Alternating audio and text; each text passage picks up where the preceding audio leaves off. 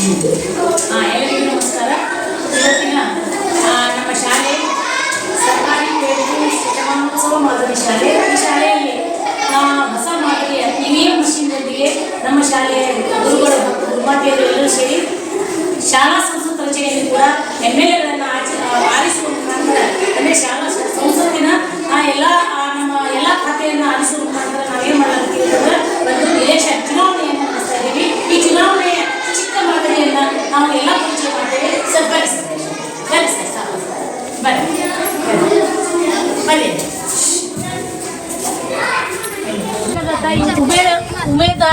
ಉಮೇದುವಾರರ ಹೆಸರು ಅಂದರೆ ಇಲೆಕ್ಷನ್ಗೆ ಯಾರು ನಿಂತಾರಲ್ಲ ಅವರೆಲ್ಲರ ಹೆಸರು ಕೂಡ ಇಲ್ಲಿದೆ. ಒಟ್ಟು ಟೋಟ್ಲಿ 18 ಜನ ಆ ಇಲೆಕ್ಷನ್ಗೆ ನಿಂತಿದ್ದಾರೆ. ಅವರು ಇದರಲ್ಲಿ ನಾವು 10 ಜನರನ್ನು ಆಯ್ಕೆ ಮಾಡಬೇಕಾಗ್ತದೆ.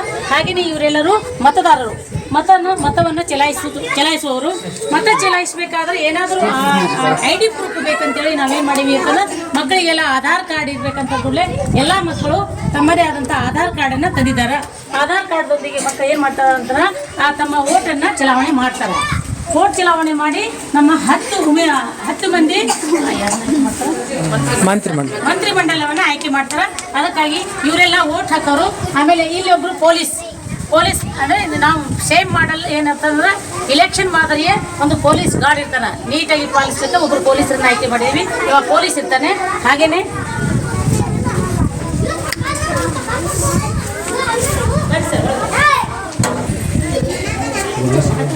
ಇವರೆಲ್ಲ ಎಲ್ಲ ಪಕ್ಷದ ಏಜೆಂಟ್ರು. ಇಬ್ಬಿಬ್ಬರಂತೆ ಎಲ್ಲ ಪಕ್ಷದ ಏಜೆಂಟ್ರು ಇಬ್ಬಿಬ್ಬರಂತೆ ಇರ್ತಾರೆ. ಇವರೆಲ್ಲರೂ ಏಜೆಂಟ್ರು ಹೌದಾ ಅಲ್ಲ ಅನ್ನೋಕ್ಕೆ ಇವರೆಲ್ಲರೂ ಖಾತ್ರಿಪಡಿಸಿಕೊಳ್ಳಲು ಏಜೆಂಟ್ರು ಇಲ್ಲಿ ಕೂತಿದ್ದಾರೆ. ಹಾಗೇನೆ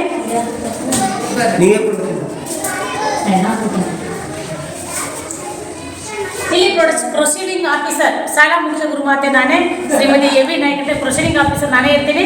ಆಮೇಲೆ ಇಲ್ಲಿ ಎಲ್ಲ ಆದ್ಮೇಲೆ ಮಗು ಏನು ಮಾಡ್ತಾರ, ಹಾಗೆಯೇ ಈ ಕಡೆ ಬರ್ತಾರ ಮಗು. ಸಹಾಯಕ ಪ್ರೊಸೀಡಿಂಗ್ ಆಫೀಸರ್ ಇಲ್ಲಿ ಇರ್ತಾರ. ಆಮೇಲೆ ಇಲ್ಲಿ ಪೋಲಿಂಗ್ ಅಧಿಕಾರಿ ಇರ್ತಾರ. ಹೆಸರು ಏನು ಆಧಾರ್ ಕಾರ್ಡ್ ಇದೆಯಲ್ಲ, ಇವರು ಆಧಾರ್ ಕಾರ್ಡ್ ತಗೊಂಡು ಬಂದಿದ್ದಾರೆ. ಈಗೇನಂದ್ರೆ ಪೋಲಿಂಗ್ ಆಫೀಸರ್ ಏನದ ಈಗ ಆಧಾರ್ ಕಾರ್ಡನ್ನು ಚೆಕ್ ಮಾಡ್ತಾ ಇದ್ದಾರೆ. ಇವರು ಕೂಡ ಚೆಕ್ ಮಾಡ್ಕೇಶಂದ್ರೆ ಮುಂದೆ ಇವ್ರು ಬಂದು ಇಲ್ಲಿ ಬಂದು ಅವ್ನ ಹೆಸರು ಕನ್ಫರ್ಮ್ ಆಯಿತು. ಈಗ ಏನು ಮಾಡ್ತಾರೆ, ಸಹಿ ಮಾಡ್ತಾರೆ. ನಾನು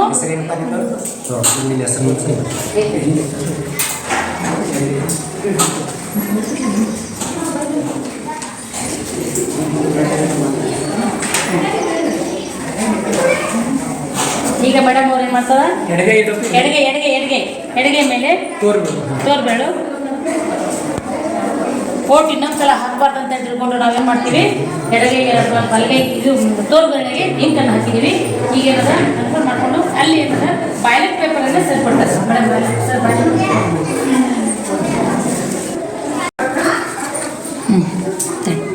ಈಗ ನೋಡ್ರಿ, ಸೇಮ್ EVM ಮಷೀನ್ ಥರ ಮಗು ಓಟ್ ಹಾಕ್ತದ, ಓಟ್ ಬೀಳ್ತದ.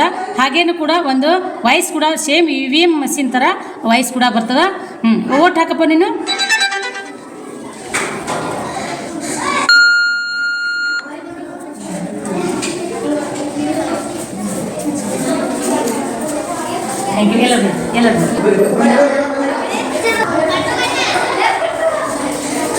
ಇಲ್ಲಿ ಆಯೋಜನೆ ಮಾಡತಕ್ಕಂಥ ಎಲ್ಲ ಇವರು ನಮ್ಮ ಶಿಕ್ಷಕರಿದ್ದಾರೆ. ಇವರೆಲ್ಲ ನಮ್ಮ ಗುರುಮಾತೆಯರು, ಇವರೆಲ್ಲ ನಮ್ಮ ಮಕ್ಕಳು. ಇವರೆಲ್ಲ ಆಯಾ ತಮ್ಮ ಹುದ್ದೆಯನ್ನು ಅಲಂಕರಿಸಿ ಇಲೆಕ್ಷನ್ ಚುನಾವಣೆಗೆ ಸಂಪೂರ್ಣ ತಯಾರಿಯನ್ನು ಮಾಡಿದ್ದಾರೆ. ಇವರೆಲ್ಲರಿಗೂ ಕೂಡ ನಮ್ಮ ಶಾಲಾ ವತಿಯಿಂದ SDMC ವತಿಯಿಂದ ಸಂಪೂರ್ಣ ಧನ್ಯವಾದಗಳು, ತುಂಬ ಹೃದಯ ಧನ್ಯವಾದಗಳು. ಫಸ್ಟಿಗೆ ನಾನು ಆಧಾರ್ ಕಾರ್ಡ್ ತಂದಿದ್ದೇನೆ, ಮತದಾನಕ್ಕೆ ನಾನು ಹಾಕಿದ್ದೇನೆ.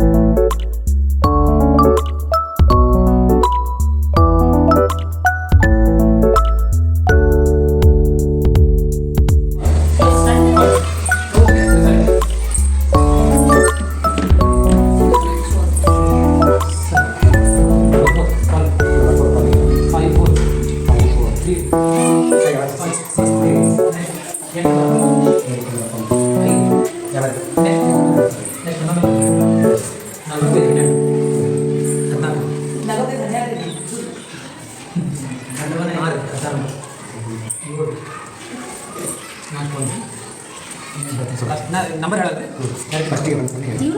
ಇದು 14 6 1 12 4 3 5 19 5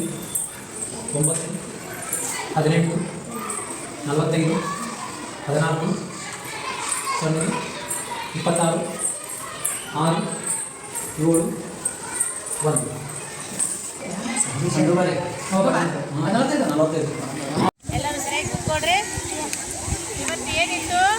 ಚುನಾವಣೆ ಕಾರ್ಯಕ್ರಮ ಇತ್ತು. ಮಕ್ಕಳ ಶಾಲಾ ಸಂಸತ್ತಿನ ರಚನೆ ಮಂತ್ರಿಮಂಡಲ ಆಯ್ಕೆ ಚುನಾವಣೆ ಇವತ್ತಿತ್ತು.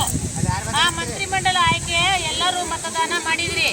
EVM ಮಷೀನ್ದಲ್ಲಿ ನೀವೆಲ್ಲರೂ ಓಟನ್ನು ಹಾಕಿದ್ರಿ ಮಂತ್ರಿಮಂಡಲ ರಚನೆ ಮಾಡಕ್ಕ. ಅದಕ್ಕಾಗಿ ಈಗಾಗಲೇ ಎಲ್ಲ ಮಂತ್ರಿಮಂಡಲ ಎಲ್ಲರಿಗೆ ಎಷ್ಟೆಷ್ಟು ಓಟ್ ಬಿದ್ದಾವ ಅನ್ನೋದು ನಾವು EVM ಮಷೀನ್ದಲ್ಲಿ ಕೌಂಟಿಂಗ್ ಆಗ್ಯದ. ಹಾಗಾಗಿ ಅದರ ಪ್ರಕಾರ ನಿಮ್ಮ ಕೌಂಟಿಗೆ ಯಾರ್ಯಾರು ಎಷ್ಟೆಷ್ಟು ಓಟ್ ತಗೊಂಡಾರ ಅನ್ನೋದ್ರ ಬಗ್ಗೆ ಈಗ ಸರ್ ಯಾರು ತಾಯಿಕೊಟ್ಟಿ ಸರ್ ಮತ್ತು ಪಾಟೀಲ್ ಸರ್ ಕೂಡ ಓದ್ತಾರೆ. ಅದನ್ನು ಸರಿಯಾಗಿ ಕೂತ್ ಕೇಳ್ರಿ. 10 ಮಂದಿಯನ್ನು ಹೈಯೆಸ್ಟ್ ಮೇರೆಗೆ ಆಯ್ಕೆ ಮಾಡ್ತಾರೆ. ಆಮೇಲೆ ಅವರು 10 ಜನ ಸೇರಿ ಮಂತ್ರಿಮಂಡಲ ಆಯ್ಕೆಯನ್ನು ಆಮೇಲೆ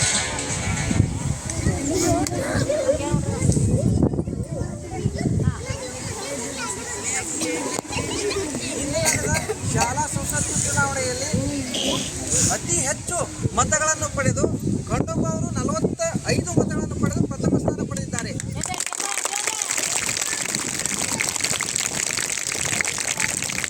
ಹಾಗೆಯೇ 26 ಅಂಕಗಳನ್ನು ಪಡೆದು ತಸ್ಮಿಯಾ ಬಾಲೇಬಾಯಿ ಅವರು 2ನೇ ಸ್ಥಾನವನ್ನು ಪಡೆದಿದ್ದಾರೆ.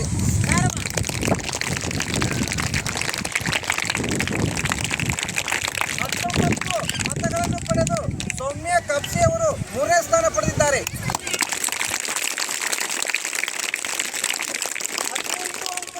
18 ಮತಗಳನ್ನು ಪಡೆದು ಶ್ರುತಿ ವಾಲಿಕರ್ ಅವರು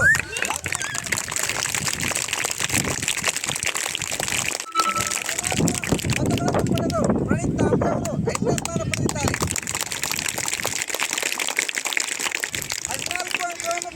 14 ಮತಗಳನ್ನು ಪಡೆದು ಸಮರ್ಥ್ ಪಡಿಗರ್ ಅವರು 6ನೇ ಸ್ಥಾನ ಪಡೆದಿದ್ದಾರೆ. 12 ಮತಗಳನ್ನು ಪಡೆದು ಭಾಗ್ಯ ವಡ್ಡರ್ ಅವರು 7ನೇ ಸ್ಥಾನವನ್ನು ಪಡೆದಿದ್ದಾರೆ.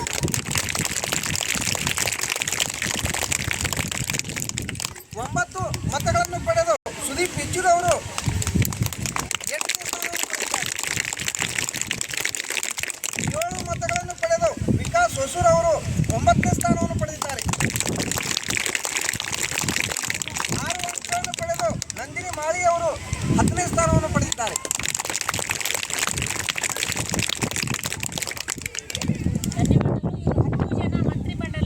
ಮಂತ್ರಿಮಂಡಲಕ್ಕೆ ಆಯ್ಕೆಯಾದವರು ಈ ರೀತಿಯಾಗಿ ಇವತ್ತಿನ ಚುನಾವಣೆಯ ಮಂತ್ರಿಮಂಡಲವನ್ನು ನಾವು ಸಂಪೂರ್ಣವಾಗಿ ಇಲ್ಲಿ ಪೂರ್ಣಗೊಳಿಸಿದ್ದೀವಿ. ಇಲ್ಲಿ ನಮ್ಮ ಸಂಪೂರ್ಣ ಶಾಲೆಯ ಶಿಕ್ಷಕ ವೃಂದದ ಶಾಲಾ ಮಕ್ಕಳ ಎದುರಿಗೆ ಎಲ್ಲ ಇವತ್ತು ರಿಸಲ್ಟ್ ಶೀಟ್ ಘೋಷಣೆ ಆಗ್ಯದ. ನಾಳೆ ಪ್ರಮಾಣ ವಚನ ಸ್ವೀಕಾರ ಇರ್ತದೆ. ಯಾರ್ಯಾರಿಗೆ ಯಾವ್ಯಾವ ಖಾತೆ ಸರಿಯಾಗಿ ನಾವು ನಿಷ್ಠೆಯಿಂದ ಕಾರ್ಯವನ್ನು ನಿರ್ವಹಿಸಬೇಕಾಗ್ತದೆ. ಅದೆಲ್ಲ ನೀವು ನಿಮ್ಮ ಖಾತೆಯನ್ನು ಸರಿಯಾಗಿ ನಿರ್ವಹಿಸ್ಕೊಂಡು ಹೋಗ್ಬೇಕು. ಓಕೆನಾ?